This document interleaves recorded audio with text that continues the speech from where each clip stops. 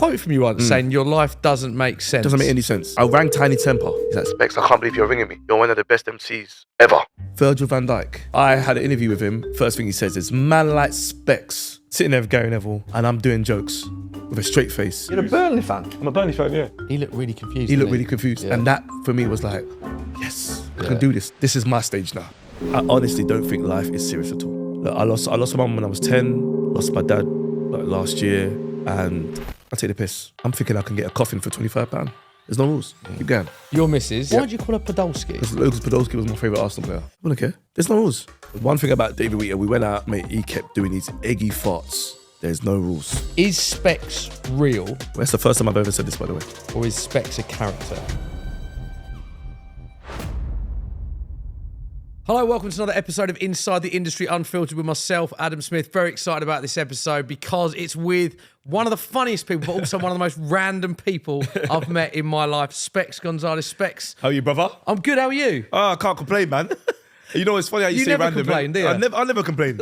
But it's funny how people find me random, man. I find myself random. You know, it's just life is just... I don't take it seriously, so we're I here. read a quote from you once saying your life doesn't make sense. Doesn't make any sense. What do you mean by that? So when I look back at how things have gone, it doesn't make any sense. And this was never part of my plan. I wanted to be like the best PE teacher and, you know, I wanted to go into non-league with football coaching. And then I'm here with social media. This just doesn't make any sense. You Why? just sort of fell into it. I fell into it. Yeah. Tell us about your childhood growing up then. Let me tap into Specs as a kid, because I would have loved to have met you when we were kids, mate. Growing up, so going back, as far as I can remember, I'm going to say year 3. Was it year 3? Around year 3? Yeah, year 2, year 3. Noticing Paul Merson. Okay. See, a lot of people from North London. I'm from Islington. Yeah. Right, North London, and a lot of Arsenal fans were into like Ian Wright. Yeah. My player was Paul Merson. He had the gap teeth. Yeah. And I remember the stripy socks, and that was my first love of Arsenal. And I went and bought, my mum went and bought me a fake Arsenal top from the market. Yeah. And that's when I was like, yep, this is my club. Straight away? Straight away. All down to Merce. I know him very well, obviously with Sky, yeah. I told him and he didn't believe me. Really? I told him when we were doing scenes, I said, Paul, you know you're the reason I support Arsenal. He's like, no, Ian Wright. I was like, no, it's Paul Merson. Yeah, it's his default thing, and it must be right. Can you clarify this to people at home? You are still an Arsenal fan, not a Burnley fan, not a Leicester fan. No, I'm a Burnley fan. I'm a Burnley fan. Go But on. obviously they got relegated, so I'm thinking to go United next season for 6 months. I love Kobe Mainu. Right. Do you know what my thing is? I want to... I don't know what you're thinking. No. Because there's no rules. That's Yeah. my slogan. I've spent most of my life supporting a football team. Arsenal. Getting stressed about this football team Yeah. and loving this football team. But now I want to support players. Right. I think that's the new thing. A lot of young kids do that now. They follow, Yes. like, you got Ronaldo. You saw when Messi went to PSG, the numbers of their Instagram built. So it's not what a lot of young people do. Yeah. It's not that common for someone who's supported Arsenal for 30 odd years though, is it? Well, when you get to a certain age, you realise that, football's not that deep. When you're young, it's deep, it's serious. Yeah. That's why when I keep changing teams, people are like, what are you doing? But the older you get, you realise it's not serious. You know, I wish I learned from my stepdad. My stepdad used to support Ronaldo, R9. Yeah. That was his What a guy. So player. if he was at Inter, he was an Inter fan. If he was at Milan, he's an AC Milan fan. If he's at Real Madrid, Barcelona, he just follows Ronaldo everywhere. Wow. And that's how it should be. So Man United for you next. You're a die-hard Man United fan this season. Kobe Up. Mainu, I like Scott McTominay. Right. For some reason, I don't know why. But Kobe Mainu, Scott McTominay, I've got some love for them. So Man United play Arsenal in an FA Cup final Yeah. at the end of the season. Who do you want to win? Man U. Next Genuinely? season. Yeah, next season, yeah. Even though you're an Arsenal fan? Yeah. Has to. There's no rules. There are no rules. For Kobe, of course. I've got to get into no rules as we come along. So as a kid, what were you like as a kid? Shy? No. Confident? I was headache. Well, yeah. So my mum used to drop me to my aunties, her sisters, and then my auntie would drop me to her sisters, my other auntie, and they didn't want to look after me because I was hyperactive. Yeah, I can believe it. Never listened. Yeah. Always wanted to have a laugh. Always I remember buying like a pellet gun, but with plastic pellets. Yeah. And say my aunties are in the kitchen cooking, shoot and hide. That was my thing. Right, I always love a mess about. To clarify, with the kids' play gun. Oh, sorry, kids. Don't that's why I try said this at plastic. home and all that. Plastic pellet. Plastic, yeah. Plastic so pellet. you're a bit of cheeky chappy then. Yeah, or the tomato gun. Put the tomato Yeah, in. So I was or hide my mum's shoes. Yeah, yeah. I was always like, I was doing pranks on my parents. Yeah. Years ago. And what was your passion? Because I see you now, you do your comedy, you're mad into your wrestling, big into football. What was your passion as a kid? Oh, so it changed. So I wanted to be a footballer. Yeah. But it was hard because like my close friends from the area were like one of my close friends, Joe Faulkner, he was at West Ham. Yeah. And I tried to get scouted or whatever, but my parents weren't on letting me play for a local team. They were like big on education. So for me, I felt like that delayed my dream of becoming a footballer because I was good. I was all right. Yeah, had a bit. Yeah, I had a bit of techers. I was a tidy player. Just had no calves. That's the only problem. Yeah, That's what let you down. Yeah, all my socks was completely baggy. So any scouts looking at me were like, "Nah, this guy needs to eat." Before you'd even kick the ball. Before I even kicked a ball. I'm a guy. Like obviously, when you look at me, when I used to come out of the tunnel, Yeah. bruv, like baggy socks and glasses on. Yeah. Scouts are like, "What the hell is this? This is a joke." Oh man, Let him play. Don't judge him before he's kicked the ball. Exactly. So I wanted to be a footballer. Like primary school, I wanted to be a footballer. Yeah. Secondary school, I wanted to be an actor. Yeah? Yeah, I wanted to be an actor. That was like when I started doing drama, started getting good results in drama. So my passion started to become to do acting. Yeah. Then went to college, did performing arts, and then realized this ain't me. And then spent 2 years messing around. And then a good friend of mine, Seb Smith, told me, "Mate, you should be a football coach." And Really? then that's when the PE teaching and the coaching started from there. So yeah, footballer, actor, and then coaching and PE teaching. What was your relationship like with your family? Because am I right in thinking you sadly lost your So mum at a young so age? I sadly lost my mum when I was in primary. So I say year 4, year 5. I sadly lost my mum. My mum was sick. She was class, by the way. It's mad because I remember being young. My mum was like, we had a bar in my house. Wow.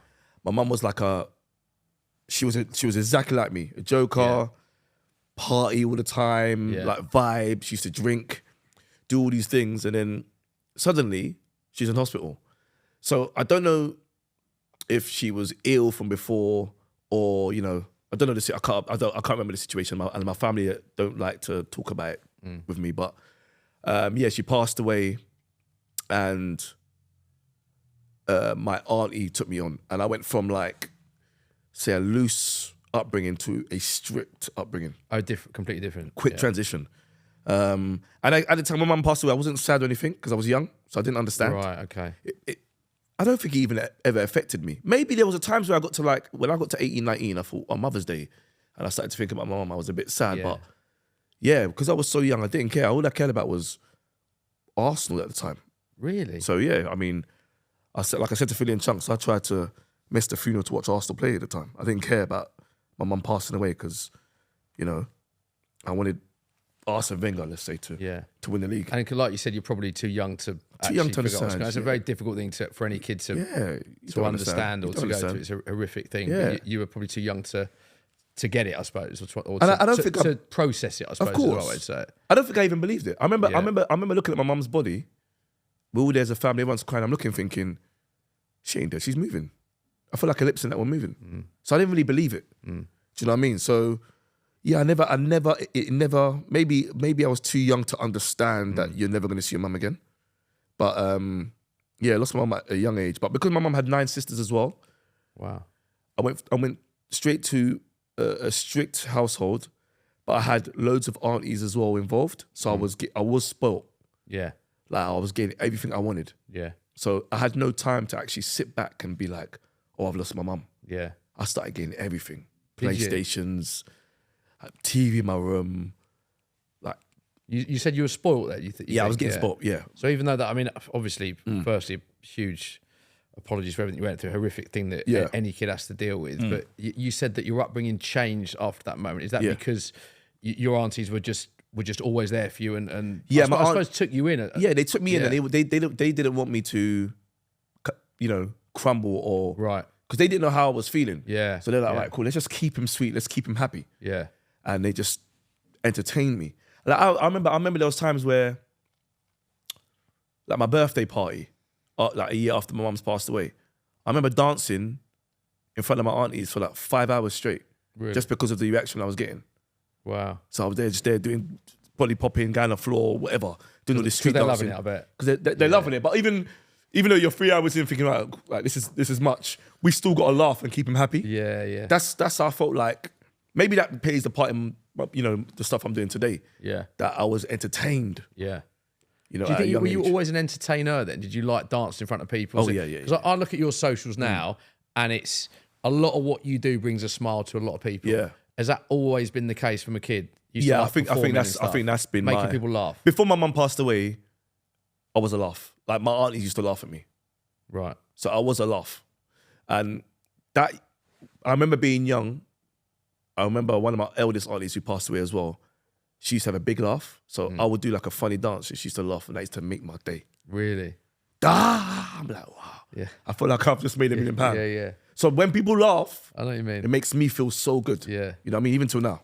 Yeah, I know. I can sense that from you, actually. I know what you mean by that. It's a powerful reaction. So you went into your first real job was being a PE teacher. Yeah. Because of the conversation you had with your mate. Yeah. How was that and what were you like as a PE teacher? Because I'd have loved to have had you as a coach. There's so many students in my DMs now and in the comments that are like, that's Coach Ferdy. Because they loved me. I was a very fun coach. So I remember... Chilled, strict? What sort of vibe you talking? I was strict. Yeah. But only when I had to be. Yeah, yeah.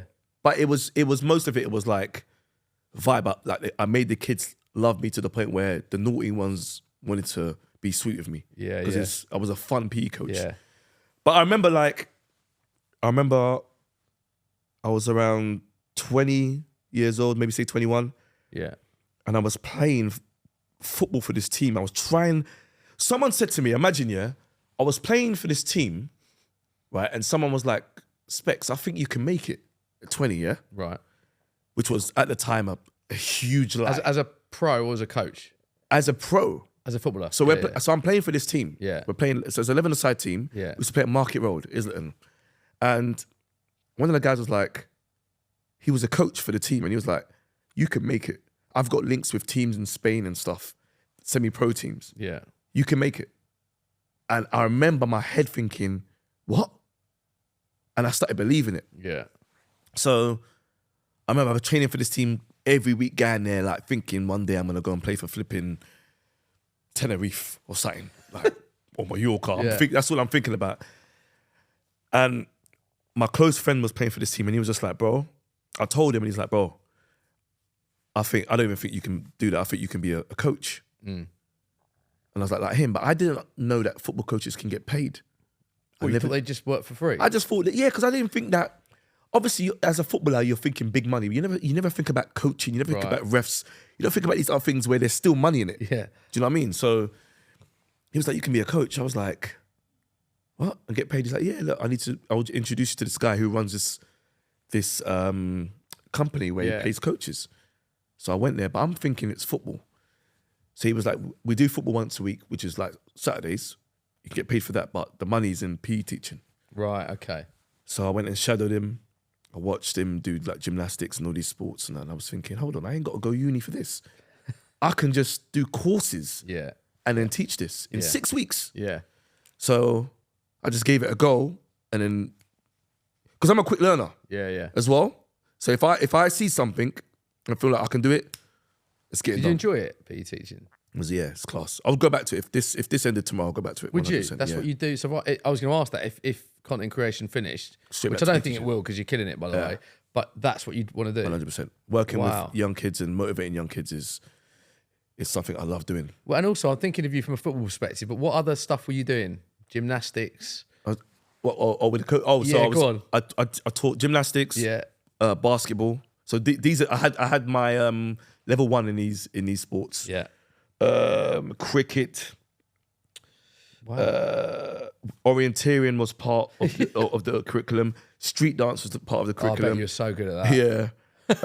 Don't deny it. Street dance was easy, like cha-cha slide and that. What else? What other sports was we doing? So there was a time when your students were being taught the cha-cha slide from Specs. By me. What a gig. For 6 weeks. What a gig. For 6 weeks. Like, kids learned how to do cha-cha slide in 6 weeks. I mean, you should be able to learn it in a day.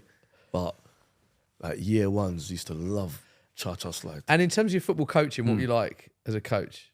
So with the younger groups, I was fun. When it got a bit older, I started to get a bit strict. Yeah. But again, I was more of a fun coach, more of like a mental, like motivate you in a mental way, where to the point where if you're nervous or worried, there's no rules, man. Have fun. Doesn't matter what the result's going to be. I was that kind of coach. And were you doing DJing at a similar time? Because you started, I remember you were DJing before you were doing sort of content. When did sort of PE teaching end and sort of DJing start? Sorry. Going back, I was DJing from when I was in year 10. My uncle was a DJ. My mum's brother was a DJ. Yeah. And when I was in secondary school, I had Technique 1210s in my house. And people used to come and MC, and I used to DJ. Grime used to be big. Yeah. So when I wanted to be an actor, I was DJing just for the fun of it. Yeah. But then when Dizzy Rascal, Wiley, Heartless Crew, all these just MCs after the garage scene. The garage scene. Yeah, massive back in the day. So remember when I said to you, there was 2 years of messing around? Yeah. So probably say between... Yeah, because you had... It was more. Won't get into it, but you had a couple of years where your career sort of stopped, didn't it? So let's say year 11... Yeah. So you're 15, 16, right? Till about 18, 19. Yeah. That's when I was MCing. MCing and DJing. I've never seen you MC. Yeah, there's videos of me on YouTube MCing. Is there? Yeah, I was I've seen proper you dance. I've seen you... proper good MC. And again, when I was DJing, and I used to hear people in my room MC, I used to have 15, 20 people in my room MCing. Remember, it's a one bed. Yeah. So I had the room. My auntie used to sleep in the sitting room. Never said this before. Yeah. I had the decks in my bedroom. I had 15 people in my room MC, and I'm DJing. Yeah. Right? Used to record it on a tape. Yeah. They will leave. I will listen to the tape, hear my DJing set, but I hear the MCs, and also write bars. Wow. And then... While your auntie's trying to sleep, literally next door. While my auntie was trying to sleep again, but she was...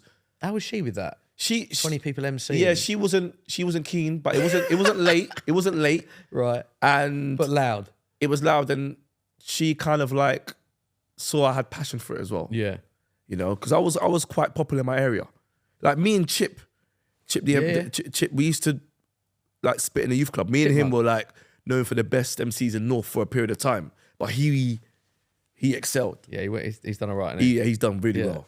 Do you know what's interesting about this is this sort of epitomises you as I know you now, is that you're 100 miles an hour and you're dipping your toes into so many different things. It's like, we're only like 10 minutes into the pod and you're telling me about your childhood. You did a bit of PE teaching, bit of coaching, bit of MCing, bit of DJing. It's crazy. I know you loved your wrestling as well.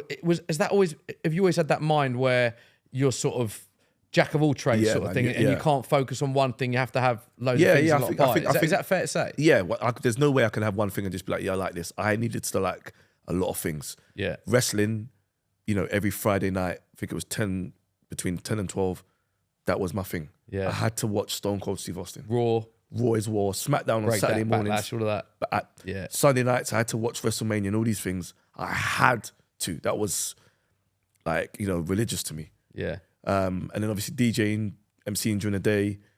So there was loads of things, but I had to, because I look at my daughter now, and she needs to be stimulated with so many different things. Right.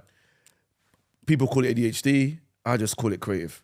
Yeah. You know what I mean? You like, it's just creative mind, like bang, bang, bang, bang, bang, everything fast. Do you ever chill? Do you ever have moments where you just completely chill and switch off from that, or are you always like? Never. I try to. I try to now. Like now, I try and turn my phone off for a day and chill, but my mind is always just like ticking. Yeah, like I get ideas all the time. Yeah.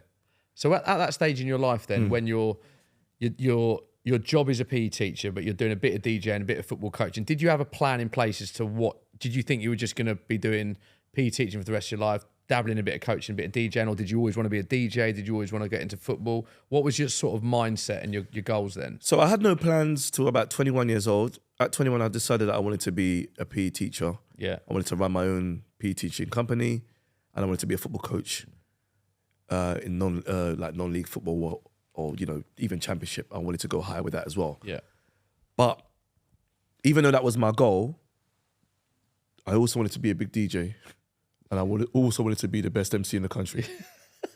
That's the thing. So you want to be playing Premier League football, I want to be coaching. Spitting bars at the top level, having a #1 single. The brain was just like showing me that you could do all these Did you believe you things. could achieve any of that at the time? Yeah. Did you? Yeah. I believed I could be the best at every single one of those things. Wow. That's one thing I believed. What was the most realistic of all of those goals, do you think? See, the thing is, like, I can't say... I've seen you play football on Sky Sports. So maybe DJing, yeah? All right, no, yeah. Being a footballer was the hardest. Was the hardest right? because when you put... I mean, Joe Cole went to my school. And, What a player. Yeah. There you go. He's a proper streets won't forget player, isn't he? Joe Cole was the talk of Islington and Camden. Mate, I played in a charity game with him recently. He scored against SE Don, scored an absolute the lob. worldie. Unbelievable. That lob, that was standard. That was standard things he used to do. Yeah. So, yeah, that's when I realised, okay, football's not for me. Yeah. But being an MC, I think if I put my mind to it, remember, I joined the crew with Tiny Temper. And I'll never forget this. I don't think I've ever said this before. I was in a crew called Aftershock. I was MCing. Me, Tiny Temper, Bruiser, Crucial, Royal. The list goes on. Names are going out my head. But anyway, and I remember I rang Tiny Temper because we was on a radio station. I think it was on BBC One Extra, which was a big deal at the time. And I rang Tiny Temper and I said, Tiny, he's like, who's this? I said, it's Specs. I said, bro, where's the studio? Because we're coming now. He's like, Specs, I can't believe you're ringing me. You're one of the best MCs ever. And I was like, what? Tiny Temper said that to you? On my kids. And I was thinking to myself, why is he... And he wasn't big at this time, by this time.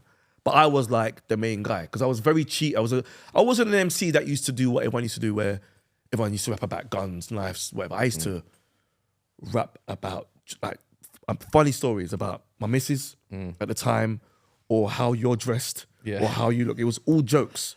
Yeah. That's why I was so unique. Yeah. And then he took off. Yeah. He went, Tiny Temper became a star. Yeah. And I was like, well, he said that to me before he became a star. So I knew I could have been a top MC. Even now, I think if I put my mind to it, I think I could rap as good as... So you think you could get to the level as an MC as Tiny Temper? I think if I decided to MC now or rap now, I think I can be on the levels of the Stormzy's and all them lot. I believe that now. If I put my head to it. Are you going to put your head to it? Is that a goal you want to achieve? No, right now, no, not now. Now is... You think you can get to Stormzy's level? 100%. Now. 100%? Yeah. I believe that. I believe that. I'm not like... I make funny tunes now and then. But I love that confidence, by the way. Yeah, that's one thing I know. Yeah. I honestly, I'll say this. I think 90% of MCs or top MCs now, let's say Central C, has definitely seen Specs spit back in the day.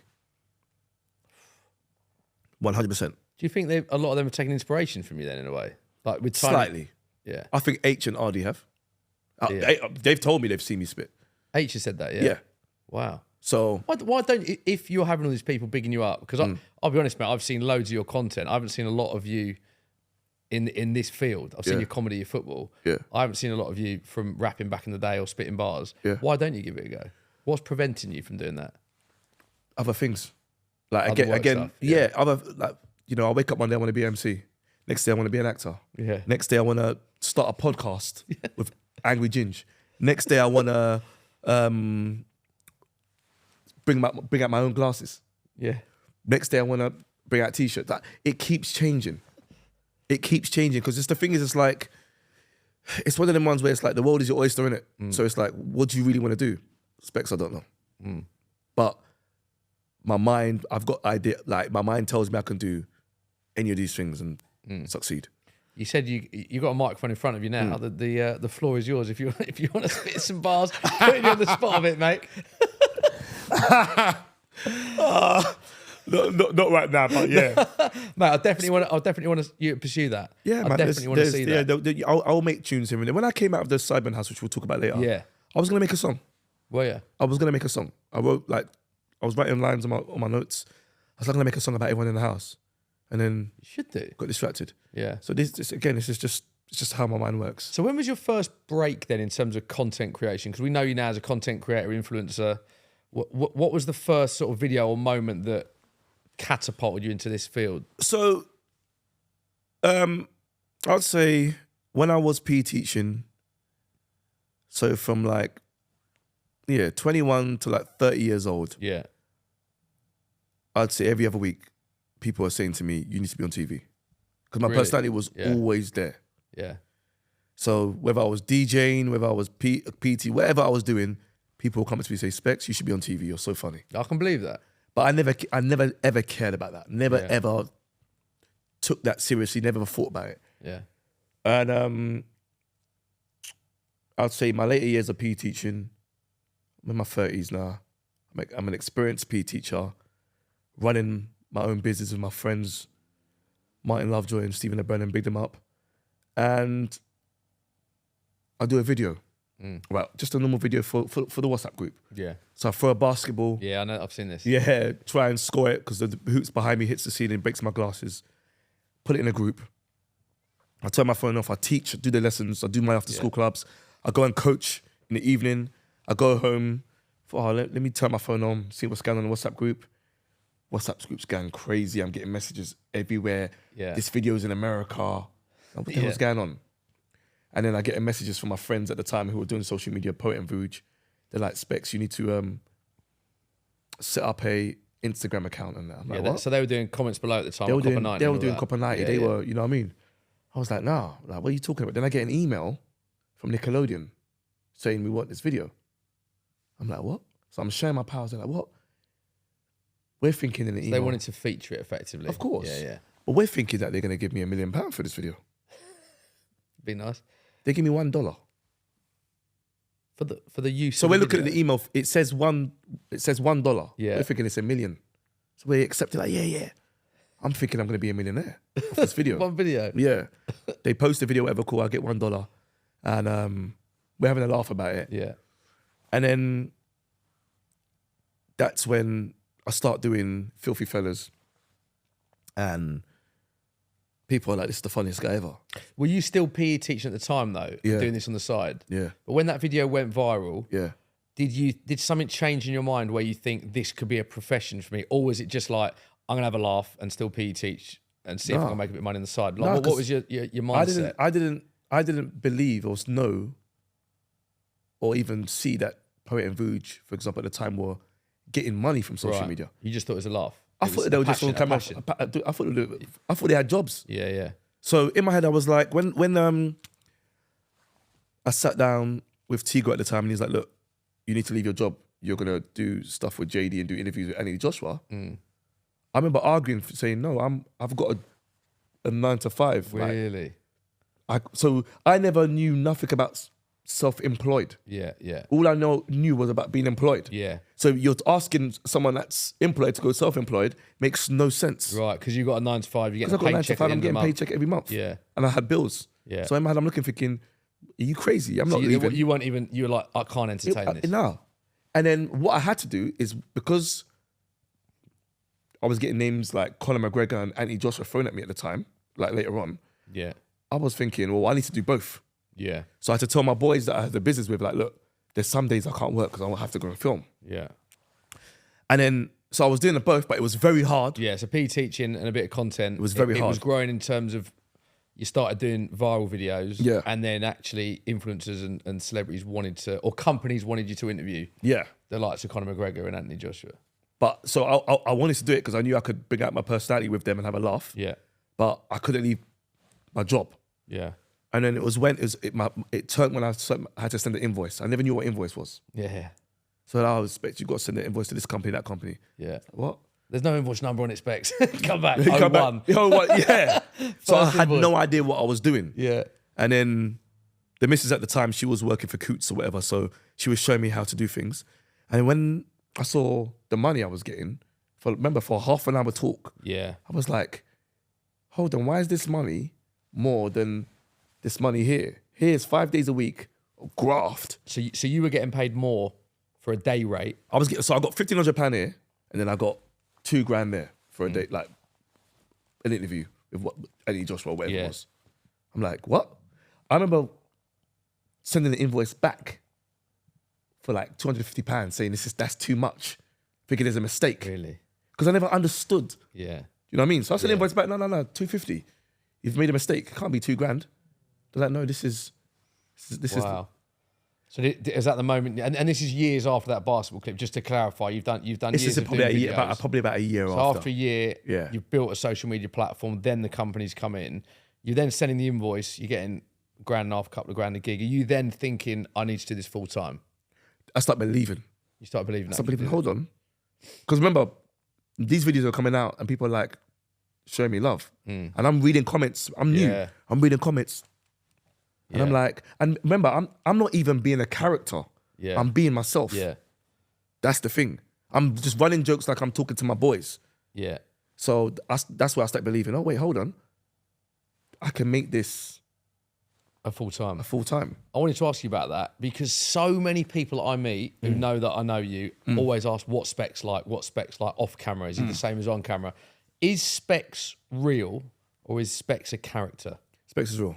So what people see on camera, all the random stuff, is exactly what you're like Off camera. at home. Yeah. It's like So if I came round to your house, you'd be doing dancing, you'd be doing those videos, you'd be DJing in your bedroom, you'd be saying all the random stuff you do on camera. That's you 100%. Yep. People in my house are fed up with me. Really? There's no off button. The only Why are they fed up with you? because I'm never serious. I don't take nothing seriously. You don't take anything seriously. do you? Nothing seriously. You can come to me and honestly, so to my friends that I've gone through this, but they'll come to me and be like, mate, my missus just broke up with me. She just kicked me out of the house. What should I do? I'll just start laughing, and I'll go in groups, and I'll take the mic. Like everything is it's a joke. Everything. Everything's a joke. But if your mate comes to you and he's really devastated and he's split up with his missus, Yeah. and he's cracking upset, up. Cracking up. You're laughing It's a stinker. at that. Yeah, it's a stinker. Yeah. Where it's funny. Where does that come from? You've always just had that. Yeah, I don't believe in if someone's sad or sad about something, I'll put my arm over your, like around your shoulder and be like, don't worry, mate, it'll be all right. No, like, laugh. Me and my boy Dazza, we're the kings of this. So you think like laughter's the best form of medicine? It's the so to best speak? form. It's the best. I'll give you an example. I remember one time in my life, I had like £1,000 or £2,000 in my bank account. I'm ready to go on holiday. I'm going out Napa with the boys. Bailiffs come to my house the morning I'm flying out, right, for a parking ticket. End up taking £1,000 off me that day. I'm stressed, thinking this is the money I was going to use for my holiday. Holiday's been paid for. I'm calling the boys, I don't think I can come. I ain't got no money. Bailiffs just come. And their dads are cracking up. And I remember feeling like, oh my God, he's laughing at me. It's true, this is funny. Like, I'll go Napa with £500 and not buy drinks or whatever. It's cool, there's no rules. And that's when I've started to realize that of all this stuff, all these little problems we take seriously are not serious. It doesn't even matter. And bang.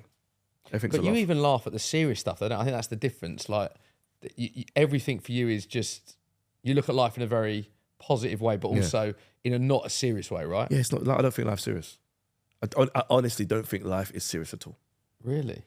Look, I lost my mum when I was 10. Lost my dad like last year, and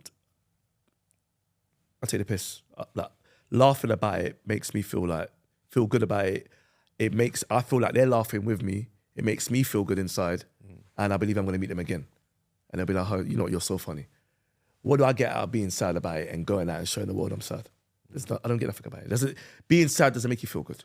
So just always be like, laughing is the best medicine. You can laugh about anything. That's easier said than done, though, isn't it? No, well, listen, another thing as well, I'll say this to you. I used to go to Africa when I was in secondary school every year. And I watched people be poor and have nothing and laugh. That's one thing as well. Be appreciative for the things that you have here. Do you know what I mean? So I know what you mean.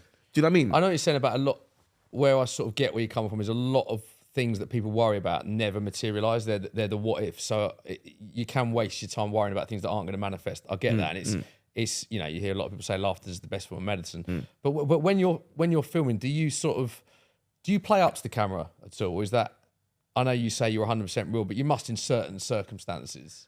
Yeah, listen. Because we've seen you do some mad stuff. Of course. Don't get me wrong. Like, I'm still myself. Yeah. And there's times where on camera, I might overdo it, but it's still part of me. Do you know what I'm trying to say? So there's times where, I don't know, I might, if I'm talking to someone and I feel like, right, this ain't fun, this is serious, then I might do something crazy just to get them to loosen up. That's part of the game. But most of it is me being myself. Where does your content and your ideas come from? Like when you're filming some stuff, an idea pops into your head, pops. Pick up the camera. Pops, yeah. Yeah. A lot of people ask me this, Specs, like, do you write down, like what? Like Mo, the comedian, said to me, bruv, you write down everything, innit? I was like, bruv, I've never ever wrote down any. Is that what he said? Never Or wrote down you have anything. like a content strategy, Monday dancing, Tuesday No. If I wake up and feel like it, I'll do it.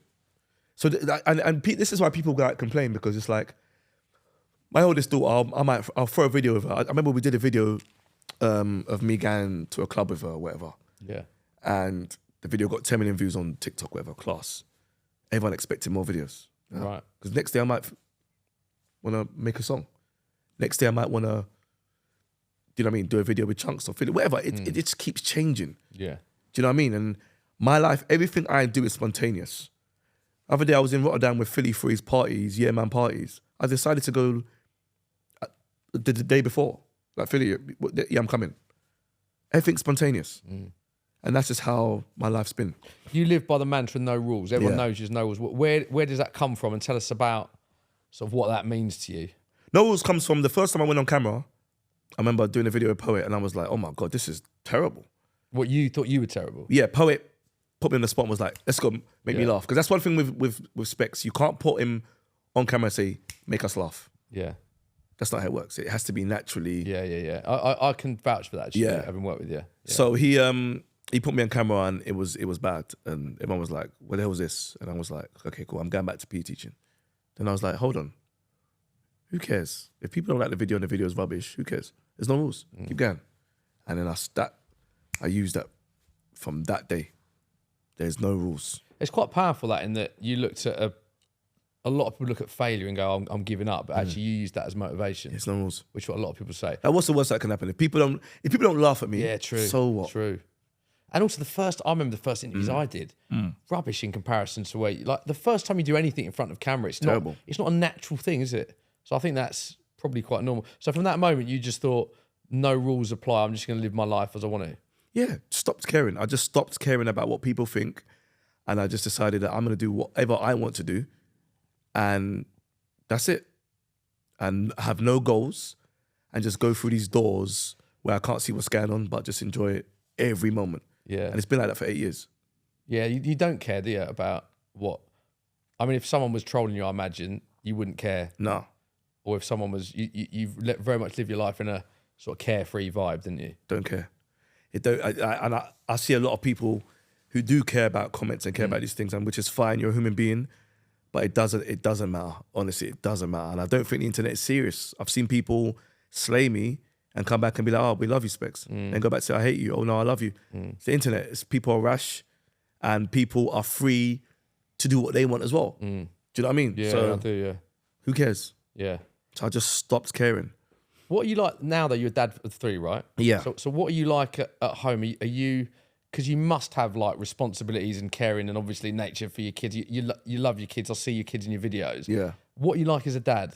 Because I'm a dad, and there are circumstances where you have to be serious and you have to, like, teach your kids rules and things like that. You live by a no rules mantra. So what are you like as a parent? Yeah. So there's got to be differences there, surely. Of course. With my kids, I'm quite relaxed with them. I let them be themselves.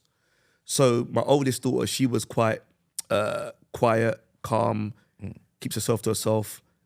She's come out of her shell a bit more lately. Maybe it's because I'm famous, I don't know.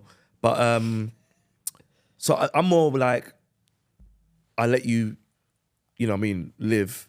But at the same time, especially my oldest, we talk about everything. Yeah. Like, especially in secondary school, you know, teenage girls are very hard to bring up with their emotions up and down and etc. But it's like any issues she discussed, we have an open chat. Do you? So we just sit down, open chat. And again, if she's upset about things like, you know, boyfriends or whatever, with these little things, it's just like showing her that none of this matters, it's fine. Make mistakes, you learn from it. Don't worry. And that's helped. My 8-year-old is like me. She's very creative, very confident. So I give her the stage. She doesn't go to school. She's homeschooled. Right. Okay. So we're in control with Who homeschools? the mum. I'll do one day a week. Yeah. But the mum's she's more on the education side. And then so she's got a lot of freedom. People might say she's uncontrolling. No, it's not even that. It's just that we let her be free. But if she goes too far, we do bring it down a bit. Yeah, yeah. But yeah, just I'm more laid back with them. My son, I'm on my son Why? because he's a muppet. Like he's How old is he? he's free. How can he be a muppet? Smith, I've got a 3-year-old boy. Mate, So hard. my 3-year-old son is the opposite to the girls. He's doesn't care about camera, cries a lot. Yeah. But just to reiterate, he is 3. He's 3 years old. So to be fair, he's 3 years old. I take him football training. Doesn't want to be a footballer. Yeah. Remember, this is my boy. Yeah, yeah. So, But I think that's normal, mate. My boy's 3. I'll have a little kicker, but he's into trucks, diggers, cars, all of that because he's so young. Yeah. He doesn't. I don't sit down and watch loads of football with him. He'll kick a ball and he knows I work in football and stuff. Yeah. He's not a football nut yet, but he is only 3. But you know what my problem is? I've got other friends who've got boys who are 3 years old. Yeah, that at West Ham, that at Barcelona. Have you? Yeah. For some reason, there's Sign him up 3-year-olds. if he's a Barcelona 3. He's going to be an absolute baller, by the way. There's 3-year-olds signing for Manchester United now. They are getting younger, aren't they? Exactly. Yeah. So I'm looking at my Does that 3-year-old. wind I'm you like, up that your 3-year-old is yeah, at I'm looking at my Barca's 3-year-old. I'm like, academy? I want you to be a footballer. Yeah. And you're there just like, come on. Do you know what I mean? You're there just like, you're just crying. You're just like, you're draining me. And like yesterday, I was doing a video for a brand in the house, and he's just picking up the phone and running off. Yeah. So he's a proper like, he's a proper party pooper, man. Does he push your buttons a bit? He pushes my buttons a lot. He gets on my nerves. Right. And everyone finds it funny. Yeah. Because he's the only one I don't have a laugh with. So does that wind you up that he's not at Barca's academy? Yeah, he's one of the haters in the comments. Nah. Is he? Yeah, he's we clash. We clash, honestly. I want people to see how me and my son are. You're gonna see it. Are you? Yeah. What's just- that like when you're putting? Because I've seen your daughter on your Insta and stuff. Yeah. I mean, you post some very funny moments of.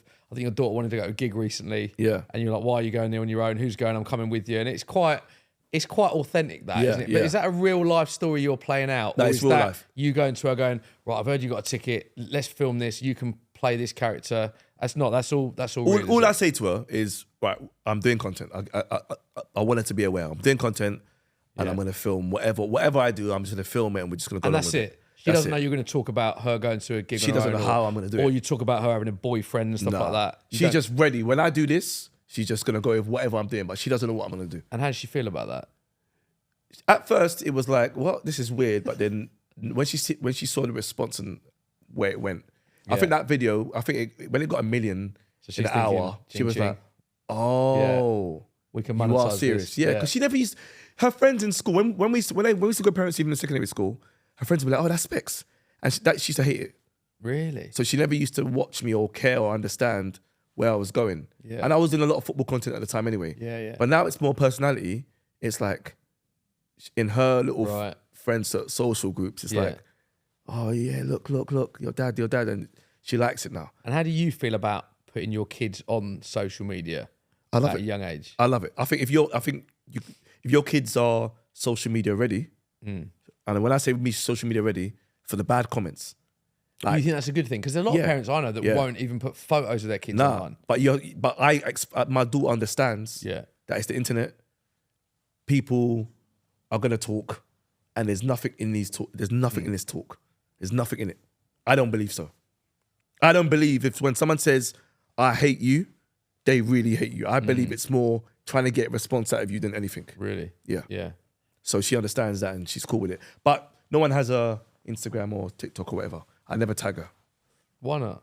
because also I still need to keep her safe. Yeah. Yeah. Because as much as she understands, I still don't want her to be getting all Yeah. these stupid messages. So you do have rules within the no rules. You do have. Well, slightly. Yeah. Because I remember Steve-O, who's big, with his kids online, he showed me, DMs that his daughters were getting. And I was like, okay, Yeah. that's quite intense. Yeah. All right, so let me control that a bit. Yeah. Yeah, even though I understand it's not serious, Yeah. and she understands, but I don't understand. I don't know if she can take the real extreme DMs. Yeah. And you shouldn't have to. Like, some of the stuff you read online is just wrong, isn't it? Like you were saying, I know Steve-O's been quite vocal about some of that stuff, and no one should have to go through that. And if young people are exposed to that, it obviously can have of course a negative effect. People shouldn't be writing hatred comments. No. Joke, you could say you don't like this person, whatever, cool, but the hatred or, anything past that, you're getting too far. But then again, these social media platforms should be cutting that out anyway. Yeah, that's a different debate entirely. We Yeah. can talk about that for ages. Yeah. Your missus, Podolski. mother of your 3 kids. Yeah, why do you call her Podolski? Because Lucas Podolski was my favourite Arsenal player Right. after Paul Merson. She's lucky I don't call her Paul Merson, by the way. Have you told Paul Merson that? I ain't told Paul Merson yet, no, but I've got a feeling as well. You're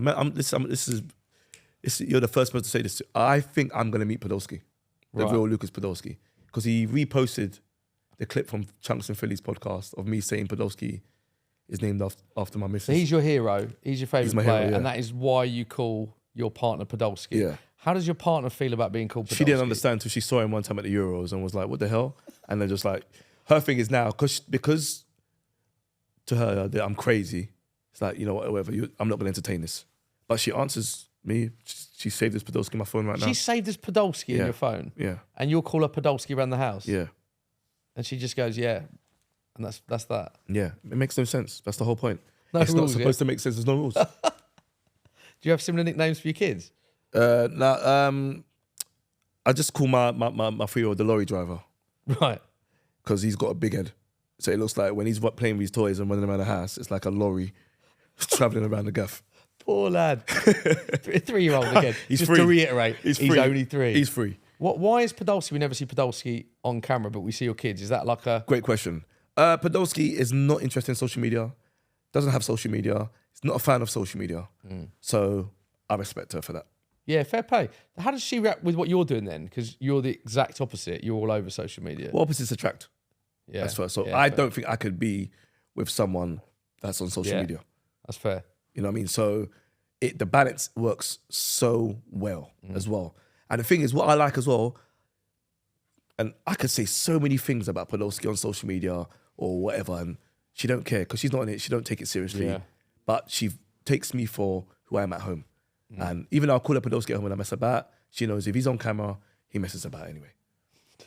So it is what it is. But it's such a random player, random, isn't innit? it? It's Of all the random. players you've watched as well, the Henrys, Bergkamps, Ian Wrights. And I don't like to. I'm not saying Podolski, he was a great No, player, he was. obviously, but He wasn't a great player. He was a good player. He was a good yeah. player. And he's not on, he's But- not on the level of Henry, is what I'm saying. I've never liked what everyone likes as well. Yeah. I've always tried to like David Wheater, for example. Yeah. Yeah, for those that have been living under a rock and don't know that story, can you just explain the David Wheater story? David Wheater was one of my favourite players of all time as well. Why? And, there was one time I saw Arsene Wenger was interested in David Wheater on teletext. He was at Borough. Bolton, was he? Oh, Borough, right, I okay. think it was Borough at the time, number 31. Never forget this. I was like, David Wheater. And I remember seeing a picture of him, and what a lorry driver. His face covered the whole picture. And I was like, look at this guy. And I fell in love with him straight away. Started buying them on football games. So like, Yeah. you know, FIFA, ISS or whatever, Yeah. football manager. Football manager and that, Bought yeah. him. All my boys were like, why'd you like this guy?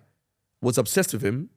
No one gave me any love for it. Yeah. And then he ends up messaging me through you Yeah. after coming on Saturday Social. It was because of us, wasn't it? You were a Yeah. guest on Saturday Social, show that I host at Sky, and you mentioned that you said something random like you want to have a boxing match with David Wheater. Yeah, wrestling And then match, he yeah. messaged me Yeah. personally saying, let's get it on, or what a guy, or something like that. Yeah. And now you're mates with him? Is We're that mates. right? We met up. He's come down. We met up. We went out. We're pals. Did you? Yeah. So from that moment coming on Sky, you've met up with him. We met up. And are you going to have a boxing match with him? It was a wrestling match. Sorry. Yeah, it was a wrestling match. To clarify. Yeah, of course I would. Of course, man. If Grant Holt can organise it, definitely. Why Grant Holt? Because he's got his own wrestling. He has, yeah. Of course, yeah. It's just it's so random. But that's was my actually- thing. yeah. I love random things. I've It makes noticed. it more interesting. What was your night out like with him? So oh my God. One thing about David Wheater, we went out and obviously he's retired so he can drink. Yeah. So we went out, we had a drink. I've heard that. And Addy kept... Nice lad, right? Nice lad, but mate, he kept doing these eggy farts every 5 minutes. That's what was pissing me off. But quality guy, I met his pals. I think he bought some players that played for Oldham Athletic at the time, and they loved me. We had a great time. Good dancer. Yeah. Yeah, man. I've seen what actually a guy. clips. Yeah, what a guy. Good character in the dressing room, people said about David Weir. Legend, man. Wow. Yeah. That's so random. But that's the beauty of No Rules. Like, talk about someone and you get to meet them and it's like, you see, if you never showed this guy love, wouldn't have happened. It wouldn't have happened. Talk to me about Filthy Fellas as well. How big's that been in your journey? Filthy Fellas, I did 8 years of Filthy Fellas, sitting there talking with the boys, doing the football talk. Yeah. And that was massive because that's where well, people got to see more of my personality and realise that, oh, this is just Specs. On a big platform as well. Is that important? Because obviously before that you were just doing content that some videos might have gone viral, some other people wouldn't have seen, but going on a platform with established creators, did that give you a sort of leg up? 100%. I think, at the time I was filming with Craig Mitch, Poet, Booge, Leon Knight was on there. Yeah. And they were established. Yeah. So to go on there with them on a consistent basis, now I'll say, because brand work's not consistent, but filming with your friends is consistent. And every week we'll go there after, we all love football. So watch football on the weekend and go and talk about it with your boys. Just like what people do in their WhatsApp groups. Yeah. Was for me like class. And it's where people really realize our Specs is Specs. Like, same with David Wheater, Chris Wood. He started becoming a guy that I liked because he kept scoring for Burnley. And I was able to speak about that on Filthy. Yeah. So people realised, oh, you know what? He's done it with David Wheater. He's going to do it with Chris Wood. Yeah. And people understood that this is your personality. Yeah. This is who you are. Yeah. So Filthy was very big to that 100%. One of your highlights, would you say? Yeah, Filthy. My No Rules podcast as well. Yeah, yeah. That was on the Filthy platform. People really got to see who I was 100%. Yeah. That's a really important point you make, actually. People knowing what you do, because I think a lot of the times you can be the interviewer or interviewing a footballer and it's like, obviously the focus is on them, of course it is, but people don't get to see you. But obviously you've got a platform now where people are, I think, really getting to know you. Because I remember when you sort of started and when we were getting you on Saturday Social, when I was meeting you, it's like there was this sort of unknown quantity about what is he really like off camera? What is he like? Is he football? Is he comedy? What you are? Do you know what I mean by that? Yeah, of course. But the thing is, it's mad because when I first went on Sky, it was a big deal to me because it's Sky. Yeah. Right? Sky Sports is like, throughout my whole life, that's all I watched. So when I got the call to come on there, I was like, right, I can't be myself. That's what I thought. So when I went on Saturday Social, I tried to be serious, which was a struggle. Did you? Yeah. So the first episode, I was trying to be serious, and I got a phone call afterwards. I was like, "Let's never do that again. Be yourself." Really? And I was like, "What?" But it's Saturday. No. Yeah. It's Saturday Social. You're booked because of who you are. Yeah. Yeah. So the next time I went on there, I started doing the jokes and stuff, and then you and Joe were laughing and that. And yeah. It was a consistent thing. Why did you think you couldn't be yourself? Just because you thought it was a more formal platform? I was watching Phil. I was into Phil Thompson. Is it Jeff Stelling? Yeah. I was watching those guys. I used to watch those guys all the time talk football. Got ya. So I was thinking, oh yeah, I need to be like that. Yeah, that's an interesting point. But I think people subscribe to you or watch you because of who you are. I think the people that get to somewhere are the people that are like they are the real people. Are the people that if you went down the pub with them or in a cafe or whatever, they'd be the same as they are off camera as they are on camera. Yeah, I mean that's the people that have made it the furthest do tend to be the most genuine. So that's an interesting point that you made. Yeah. So there's still transitions I've had to do and things I had to figure out. Yeah. And then when I realized that I can be myself on Saturday Social. Yeah. It started really becoming like, oh, I can do this. I can do this everywhere I go now. Yeah. So really that helped me too.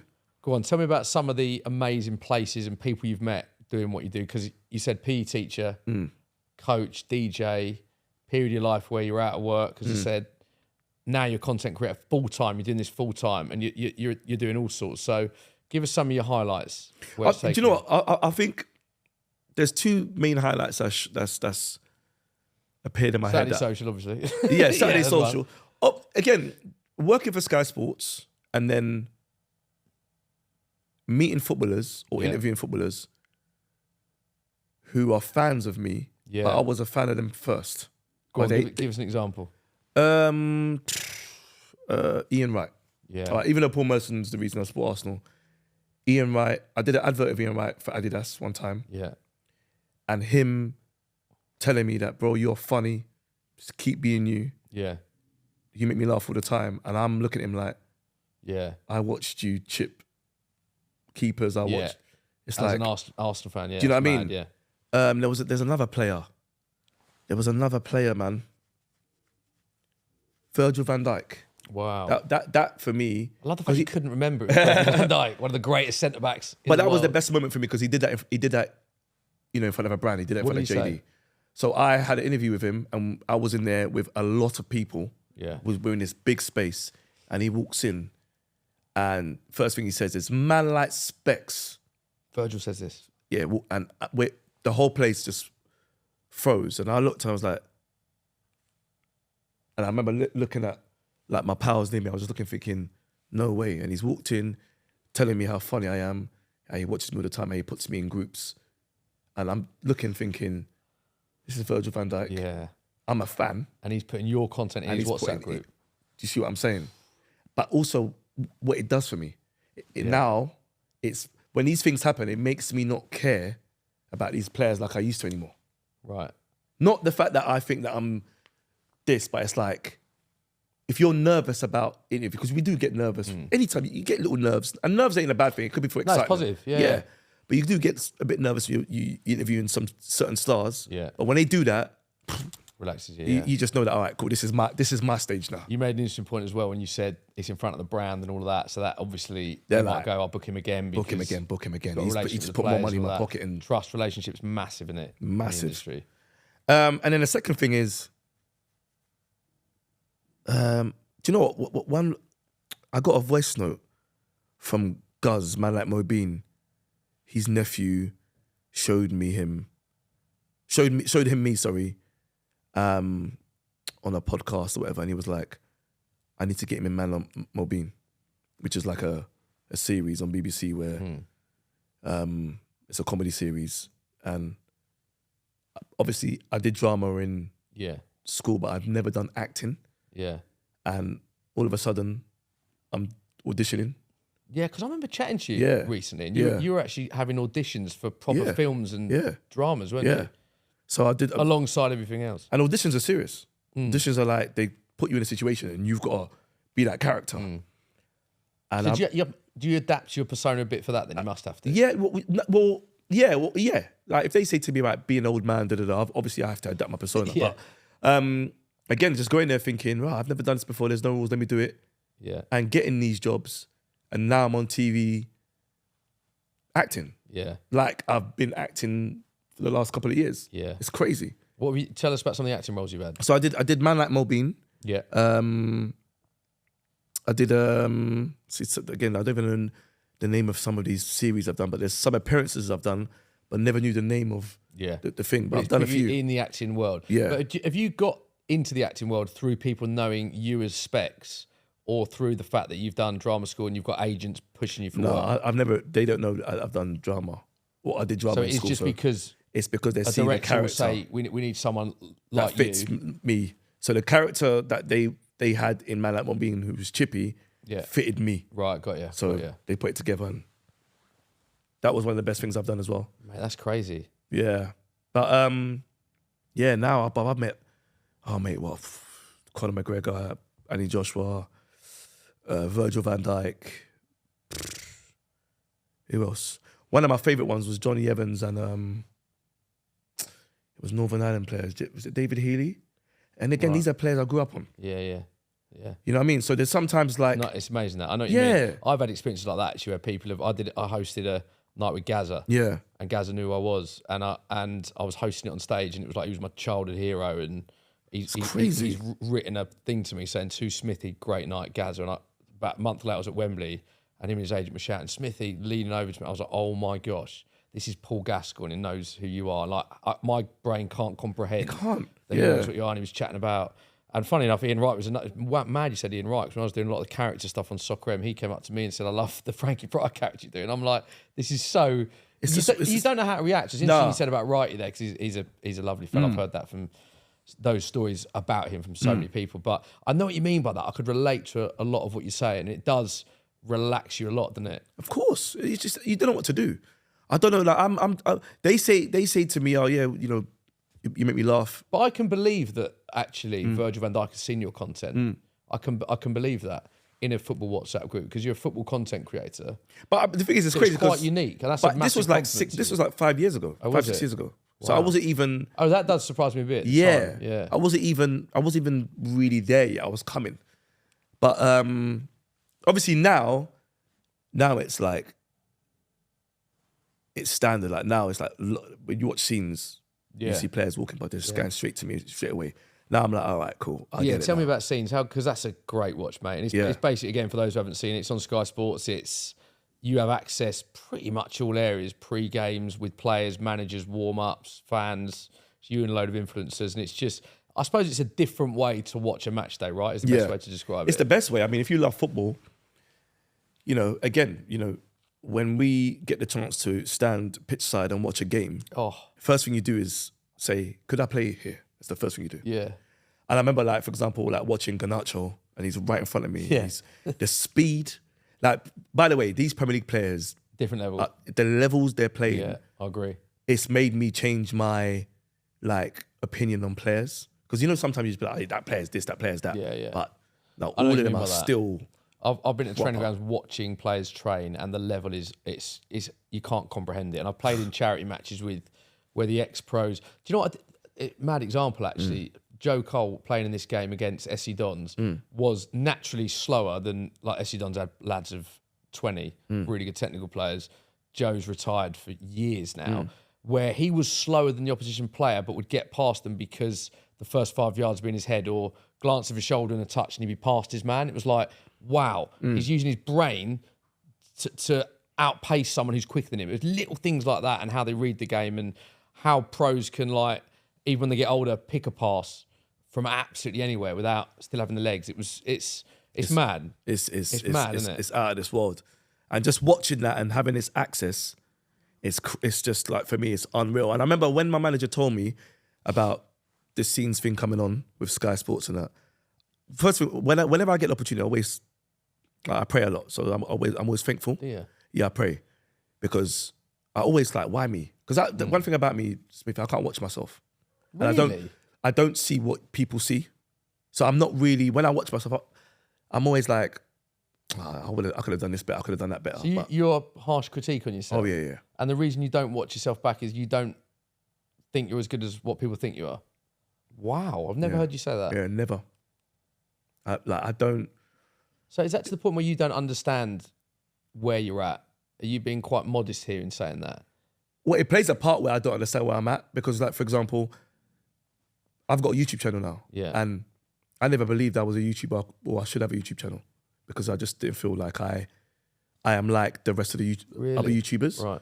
But since I've done it, I'm seeing everyone's like, no, keep doing this. I'll give you a big compliment here. That's why you are where you are, because you are so unique. Yeah. There's not many other people like you. See, I don't see that. Personality-wise. And I think that's why people I love your content. Thank you. That's why we get you on our shows. That, you know, you are so unique and different. And that is actually your biggest strength, which strangely you seem to think is a weakness. I don't. That's mad. I don't see, like, there's clips here. You know, for example, even when I edited my biggest video with my daughter, for example, when, you know, I caught her in a club or whatever, I edited the video. I'm the first person to see the video. Of course, yeah. Of course, because I'm editing it. So I'm watching it thinking, this is rubbish. Are you? Yeah. And this is the viral video that got millions of views you're talking about. So I'm watching it thinking, I wish she could have done this, she could have done this better, whatever, cool. That's how I was. Yeah. And then I remember Podolski just saying, just post it, just leave it, just post it. And I just posted it, and I turned my phone off, and then it flew. So every time I watch my videos first, I'm like, nah. You could ask, there's, you know, the guy I'm working with, Seb, right now, he will send me a video, and I'm like, nah. And he'll be like, no, bro, trust me. Really? And we'll go up and I'm like, okay, because he knows. The YouTube, the analytics, all of that, yeah. And he's seen it from a different perspective. Yeah. My perspective is always harsh on myself. I don't like watching myself. Wow. And I'd never think that about you, because you're no rules, confident, laugh out loud kind of guy. I'd never think so. On camera, confidence all day long. I could film all day. When it comes to watching it, don't like it. I'll never like it. So with Sky Sports scenes, when the idea came along, I was like, you know, I'm grateful, humbled. I was like, why me? But cool. So when I started doing it, because I love football, I was just in my zone, just enjoying it. I felt like I was overdoing it. Again, they're editing it. You watch the first episode and you're like, wow. And even like the Gary Neville interview, for example, one of my favorite things to do. Burnley fan. Sitting there with Gary Neville, and first of all, it's Gary Neville. Great clip. It's Gary Neville, so it's like that's again was never a United fan. Yeah, but he's a childhood. He's a childhood hero. Of course, someone that played on a consistent basis, someone that used to do my head in against Arsenal. But it's Gary Neville, and he's sitting there with his legs crossed, and we're having a chat, and there's chemistry. Yeah, and I'm doing jokes with a straight face, and he looked really confused. And that for me was like, yes, I can do this. This is my thing. This is my lane. Yeah. So telling him I'm a Burnley fan and him giving me that reaction. He's great in that. You're both so good in that. Yeah. It's like a comedy. It's like a comedy sketch, isn't it? And we end up at Turf Moor, and then I'm racing Jamie Carragher. None of this makes sense. Yeah. But I'm here. And then it's like... And I'm guessing you're not thinking of, if I say to Gary Neville I'm a Burnley fan, it might lead to me being at Burnley. You're just no rules off the cuff. I'm no rules off the cuff. And remember, this is all still trial and error with Sky Sports scenes. Because if this doesn't work, we don't get this. You know, we don't know how we're going to set up with the rest of the season. So Jamie Carragher and Gary Neville are like showing me that we are entertained by you, and that's given me confidence to like, keep going. And you know, so that first episode for me was like, oh yeah, you know, massive, what? Yeah. Also, what's worth pointing out as well, because I've done film with both of them. Pre-match on Super Sunday, like features and stuff, I'd access them, is they are so busy, which I don't think everyone realises, on a match day with prep, rehearsal, with other commitments and stuff like that. So to get that genuine reaction from them on a day when they've got loads to think about, do you know what I mean, is testament to I'm very how good it is as a product. Very grateful to Jamie Carragher and Gary Neville, because there's times where I've seen Gary Neville be super busy. Like when he's on his phone or whatever, he's got his head screwed. And I've got to go over there and say, Gary Neville, just 2 minutes. Yeah. And he gives me... Yeah, they're both class, to be fair. They give me time every time. Pitch side, they're both class, yeah. Even when, you know, they're even tired and they're eating or they're on lunch or they have a break, they give me what I need every time. And that's helped me with Sky Sports, you know? So, you know, shouts out to them too, man. The other thing I wanted to talk to you about, mate, is inside. Obviously, you were in the house. For those that didn't see it, tell us about the premise of it, because it's a wicked concept. It was like Big Brother, effectively. Like Big Brother, yeah. It was Sidemen produced a reality TV show like Big Brother, where they had 10 contestants, obviously content creators. Yeah. Like Chloe Burrows. Myself. Angry Ginger's in there. Angry Ginge, Phantom, Nife, Leah. Liv, Joe Weller. Castillo. Yeah. And basically, it was a £1 million prize. And basically, the winner gets that money. But the game is, you've got to buy stuff like showers. Yeah, food. Every aspect of you being in there. So if you wanted a meal, have a shower, you have to pay for it. You'd pay for that, and that'd be taken off the prize. That's a great idea. Yeah, and there's challenges where, you know, we had to save the pot as well. So if we did bad in the challenges, we lose money as well. Yeah. So it's very good, very competitive, very interesting, great watch. I watched it. That's, in fact, you know what? It's the best thing I've ever done in my career. Really? Yeah. Why? Because I did 7 days of content, and it was 10 different personalities, and I was able to be myself every day and entertain everyone, be likable, and it was just so much fun to do. So much fun. How did you get approached to it? I get a message from Chunks saying, can you fill in for Sidemen to do a try not to make me laugh show for them, which was literally the next day. He messaged me at 11 at night to do the next day. Right. He said, you just have to go in there and just try and make them laugh. I was like, cool. Yeah. There's no rules, let's do it. What's the worst that can happen? So next day I've gone there. Sidemen are sitting on these seats. They've got water in their mouth. I've walked in. I've got 3 minutes to make them laugh. I walk in there and I just do my thing and they laugh. And I walk out, I leave and I go and do my next job. So I didn't care, even though Sidemen are huge. Yeah, massive. And I knew it was a big thing for me. I didn't care, just went there, just believed I could make them laugh. And I did. And I just felt that people who were there behind the scenes looked and said, "That's special." He's got something. Yeah. Yeah. So then that's what got you. I think so. They haven't told me this. Yeah. I think that got me in. Yeah. And then, yeah, man. From there, it's just been, it's been class. Filming with every single person in that house was amazing. I don't want to give too much away because some people ain't watched it, but it was emotional. Yeah. What were the challenges in there? The challenges. So some of the challenges were you fuming when someone had a shower because you're like, that's £500 off the pot? Smithy, I didn't care about the money. Didn't you? No, I didn't go in there to win £1 million. Did you not? Why'd you go in there? I basically went in there to try and get more people on my podcast. So Literally, that was it? I wanted to make friends with the contestants to get them on my podcast. Yeah, that's what I cared about. That's all I cared about because, you know how it is, getting people on your podcast, you're dead. Oh, no, exactly. It's not easy. It's not easy. Thank you for coming today, by the way. It's not easy getting people on your podcast. So I said that I need some people. So I went there. I didn't care about the money. But the challenges was interesting. There was trivias. There was like silent library where you couldn't laugh. Yeah. There was a challenge where we had like animals on us. Yeah. There was a challenge where you had to pop balloon under your t-shirt. There was like you had to jump in a box that you don't know what's in there. But there's loads of different challenges. So interesting. What was the tough part of being? Were there any tough parts of being in there with like different personalities, with not being on your phone as much, with not seeing your family? What were the sort of toughest parts of? I think the toughest part was the clash of personalities. Right. Okay. Yeah, I saw a bit of that. Yeah, people wanted to keep the money and Right. people wanted to spend. I think that caused a lot of But that's why it's friction. such a genius Yeah. thing, isn't it? That caused a lot of friction and people were, making their own decisions, and it's funny, you really got to know more about people. And what I liked as well for me, it was like when I came out of there, it felt good. But we didn't know how the audience was gonna take it. Yeah. So the audience at the start wanted it to be us competing for £1 million. So they were upset with the people that were spending like myself. Yeah. So I got a lot of stick. Did you? I've never got a lot of stick like that to that scale. Yeah. People were on me for the first 2 days. And then later on, they were like, hold on. He's absolutely funny.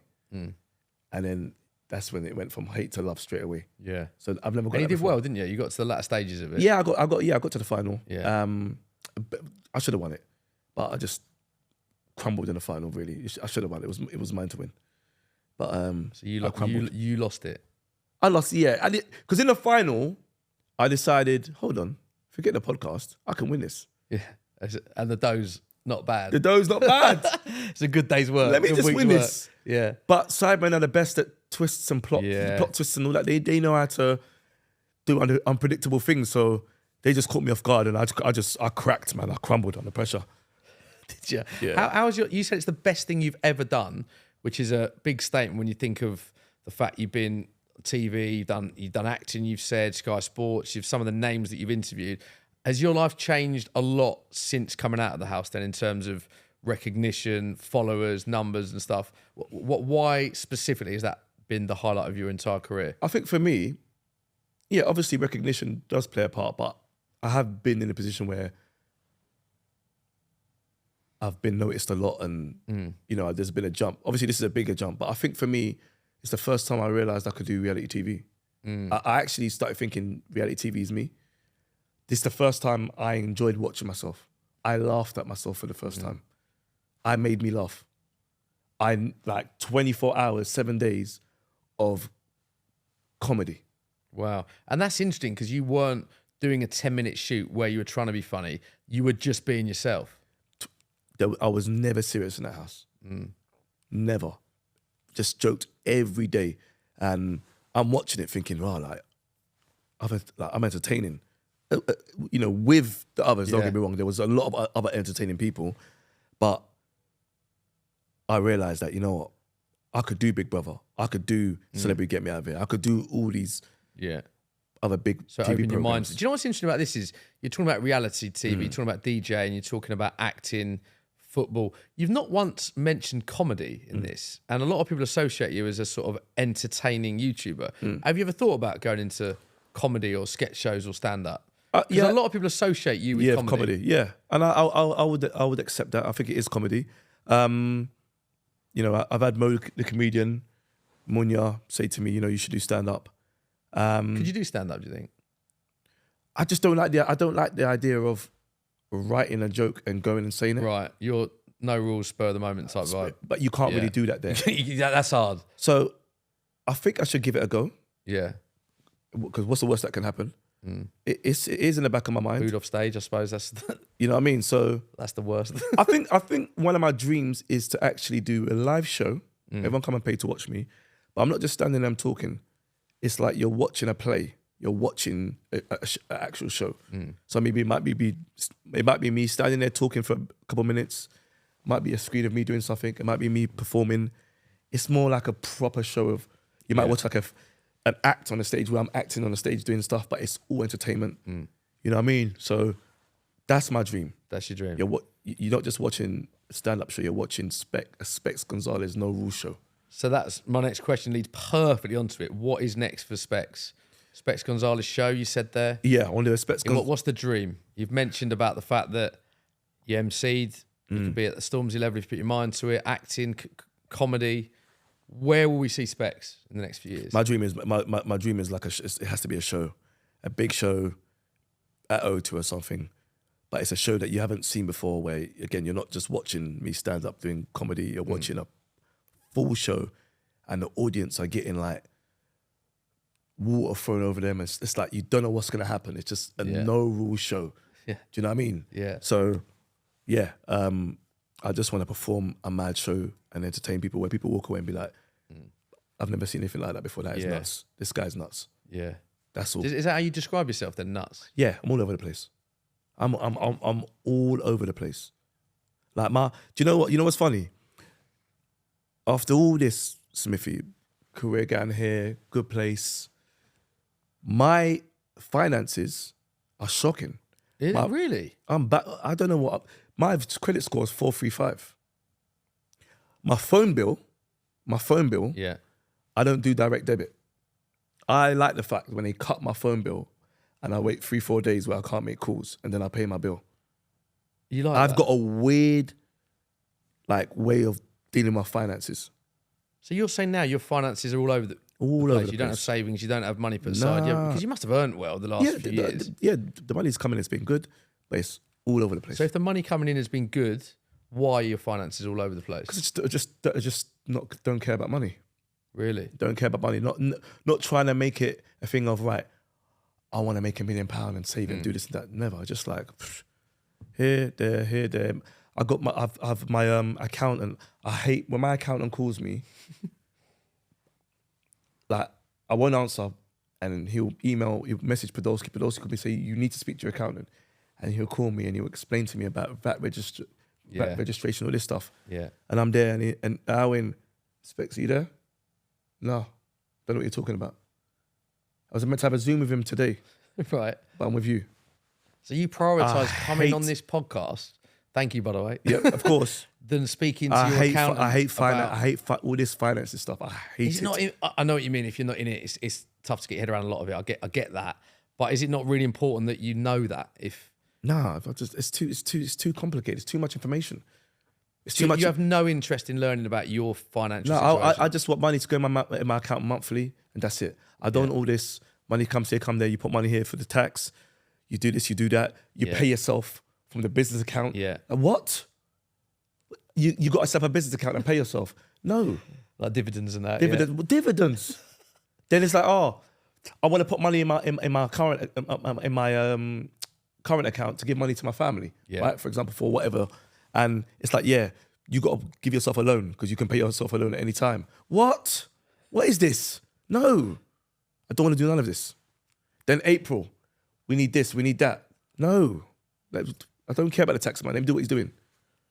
You have no interest in any of that? I have no interest in tax, finances. Do you not think it'd be beneficial to have an interest if you're trying to get money for your family? That's what Podolsky said. But that's what Podolsky says. But I'm like, listen, what's that tax man going to do when I take the money out cash and leave it under the bed? What's he going to do? That's my thing. I don't care about none of this. It's too complicated for me. That's the word that I was. Do you know what I was doing? I spelled it wrong. I used to call it dividends. Right. Yeah. Didn't even know what like dividends and what's the other one? There's another one. Dividends. What's the other one? You pay yourself? I don't know. Salary. I don't know. Salary. What are these names? Can't deal with it. Wow. So your finances now they're not where they should be for someone earning like you are. Is what all over the place. Does that not worry you? Nah. Not with kids and everything? Nah. Because I think also that part for me is too serious. So Podolski used to work for Coots. Yeah. She used to look after Roy Hodgson's like finances. Wow. Right? So she used to tell me about all these finances in our relationship, and I used to be like, "Puff, do me a favor, man. Please get out of here. I don't care. I don't care if Roy Hodgson bought a horse. I don't care and what he has to do with the money. I don't care." So I've got this account and I've got Podolski on my case of finances, and Smithy, it just drives me crazy. Really? Yeah. And that's your partner, Podolski, who's got literary experience in working with banks. So you're lucky to have that. That's if it wasn't for her, insight that you'd probably be paying for. If it wasn't for her, I'd probably be in prison because of tax problems, 100%. Really? Yeah. If it wasn't for your partner? Yeah. I don't just like the money thing does my head in. Wow. Burying my dad, look, even when I buried my dad the other day, like, I'm thinking I can get a coffin for £25. That's what's going through your head? I'm looking at the price of these coffins. I'm like, what the hell is this? It's coffins for 30K. Why? It's going underground. Mm. It's not like I can take the coffin with me and leave it in my house. It goes underground and it's gone. Mm. Why is it £30,000? I don't know. So these days, when I see these kind of things, I'm just like, mate. Psh. Wow. Yeah. So yeah, money, I'm awful. That's the first time I've ever said this, by the way. Wow. That's deep. Proper. Yeah. Proper. If I continue like this, I think it will ruin my relationship this time next year. That must concern you. Yeah, I don't care. If Podolski leaves me because I don't want to spell dividends, right?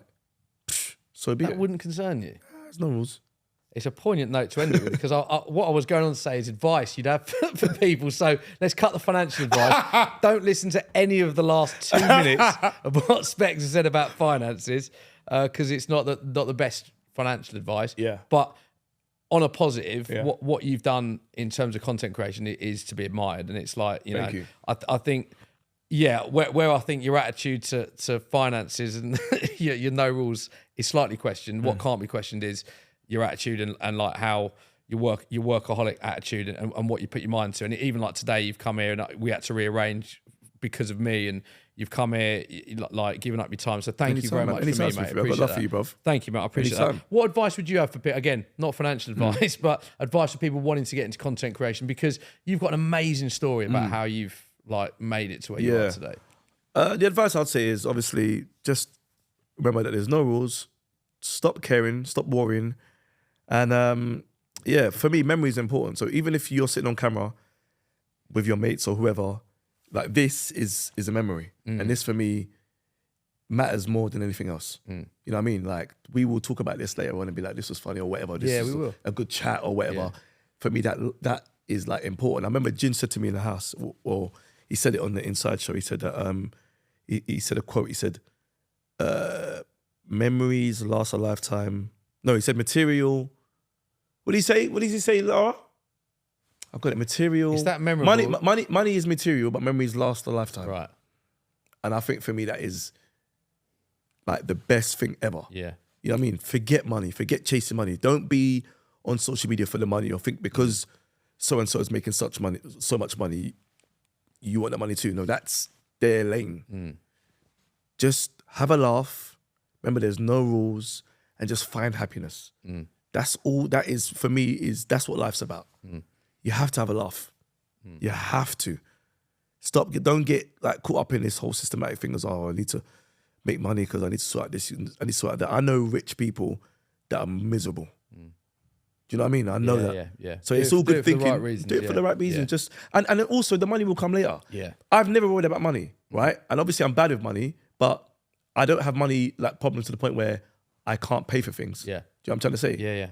I'm blessed. Things happen. Do you know what I'm trying to say? So I never, we're self-employed. There's stages where it gets quiet for a couple of months. Do you know what I'm saying? But because I keep going, I laugh, you get a call, oh, there's a job here with this money, and you're good. So it's just like, just don't worry, man. Just never worry, man. Honestly.